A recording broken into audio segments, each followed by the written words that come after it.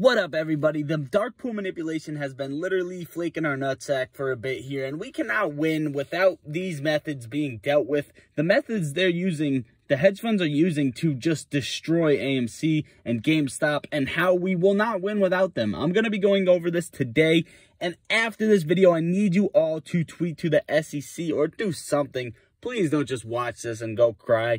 Please do something. All right, so method one, the basic fake pump and dump. Buy in dark pools, sell in retail market.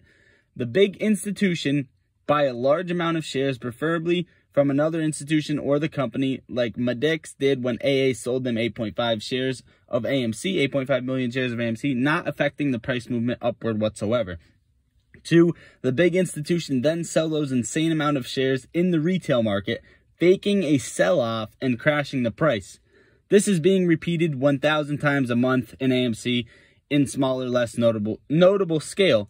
Method two, the spirit crasher. Buy in dark pools, hold for a few days, sell in retail market. The big institution buy a large amount of shares through dark pools, preferably direct from the retail market to minimize the effect on the price movement upward. Retailers buying the stock goes higher slowly. Regardless of the stock going higher, if it wouldn't go through dark pool, the movement would have been at least twice as high or so. For example, if the stock raised by 7% with dark pool, it could go up 10% or even 20% higher instead. Depend on how much percent of total buyers have been done through them, but through the dark pool and sell orders through the market. Three, giving an illusion for retailers that the squeeze is coming, giving the retailers an illusion that they are winning, price go up for a day or two. Crashing the retailer's spirit by suddenly selling off all the shares they bought through the dark pool in those few days. In the retail market, crashing the price regardless of the fact hardly any retailers are selling at all.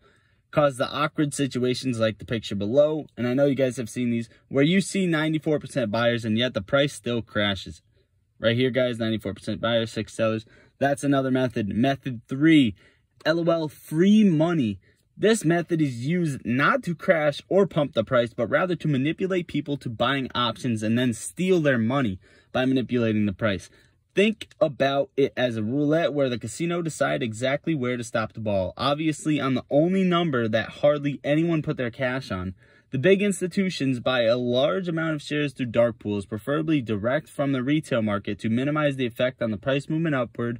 Retailers buying the stock slowly goes higher, giving an illusion for retailers that the squeeze is coming, giving the retailers an illusion that they are winning, price go up for the entire week, selling gazillion of calls and puts and put options. Wait for Friday, trollololol, sell all the shares you bought as needed, make sure the price land exactly below the breaking point of the majority of call options you've sold and exactly above the majority of put options you've sold. Laugh at the mirror profit. This happens all the time, and I see it myself. You guys know the red Fridays and even the green Fridays. We barely move up to that certain price we want to hit because there's always so many calls that are waiting to be put in the money at a certain price, and we never get there. There you go. Method four right here. Why not F both sides? This method is used mostly by big institutions such as BlackRock, who basically pretends to be the good guys, but in reality are patrolling both sides of the border. One, the big institution buy a large amount of shares to dark pools, preferably direct from the retail market to minimize the effect on the price movement upward, preventing it from skyrocketing, but at the same time saving it from crashing. Two, slowly and moderately borrow their shares to naive retail short sellers, keep opening new short positions out of thin air as needed, making sure there are never too many open positions to avoid crashing, and showing short sellers there are many people shorting, creating an illusion it's going to crash. Three, play with the buy orders and short borrows as needed, or to just create enough price drop to attract new short sellers, but never low enough to profit in order to actually close/cover their position, locking them to hodl and bag hold their position. 4, if they close/cover, price goes up, equals your shares value increase. If they decide to bag hold the shorts, you get free money from short interest. The more the bag hold, the lower they need the price to be in order to profit or even break even, because they have to pay so much interest. 5, be called a hero by new long investors who are happy you keep buying more shares, thinking you like them and are on their side. Whenever the stock squeeze, you amplify the squeeze because there are more short positions 7, be a paper hand and sell at 2,000 at the squeeze for the lulls to piss off retailers a bit more. Method 5, the slow bleed. This is by far the most vicious method of them all. In order to understand this method, first you all have to understand how stock price drop in the retail world trading market. There is no such thing as a slow bleed. Either a price raise or drop, no in between. When price drop, it just dropped to where it should drop. Like recently, PMCB whom dropped 65% yesterday and are green today as of them writing this guide. AKA, when everyone who wanted to sell have sold, then in a healthy, legit market, the price can only go up, AKA the reversal. People who panicked or want to sell aren't going to wait until it drops more in order to sell. They just sell. There is no difference than real life bleeding. If you bleed fast, you die. If you bleed slow, the bleed stops eventually and you live. No such thing as a slow bleed that would yield to either death or bankruptcy. However, slow bleed gives you the psychological effect of a fast bleed, therefore hitting your survival nerves and making you feel an illusion that there is imminent danger to your life, or money in this case. Even though it is an illusion, the pain is very much real to retail investors or new investors. Therefore, it's the easiest way to break them mentally and yes, even physically. And here's how the method works. 1, the big institutions buy a super large amount of shares from dark pools in the most effective way they can to drop the price.